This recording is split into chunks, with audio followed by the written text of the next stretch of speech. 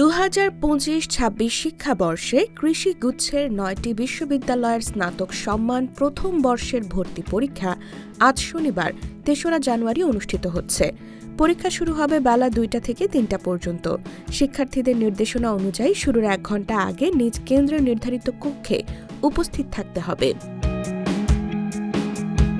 এবারের ভর্তি পরীক্ষায় ৩,৭০১ আসনের জন্য মোট ৮৮,২২৮ জন শিক্ষার্থী আবেদন করেছেন, অর্থাৎ প্রতি আসনের বিপরীতে গড়ে প্রায় ২৪ জন শিক্ষার্থী প্রতিযোগিতা করছেন। পরীক্ষা সংক্রান্ত গুরুত্বপূর্ণ নির্দেশনা দেওয়া হয়েছে কর্তৃপক্ষের পক্ষ থেকে। ওএমআর শিটে সকল লেখা ও বৃত্ত কালো কালির বলপেন দিয়ে পূরণ করতে হবে।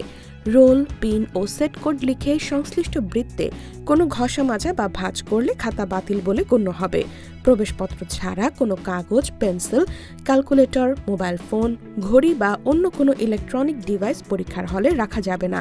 পরীক্ষার সময় 1 ঘণ্টা এবং প্রতিটি ভুল উত্তরের জন্য 0.25 নম্বর কাটা যাবে। পরীক্ষার শেষে ওএমআর শিট পরিদর্শক যাচাই না করা পর্যন্ত শিক্ষার্থীদের আসনে বসে থাকতে হবে। এছাড়া পরীক্ষার সময় 2 কান খোলা রাখতে হবে এবং মাস্ক পরিধান করা যাবে না।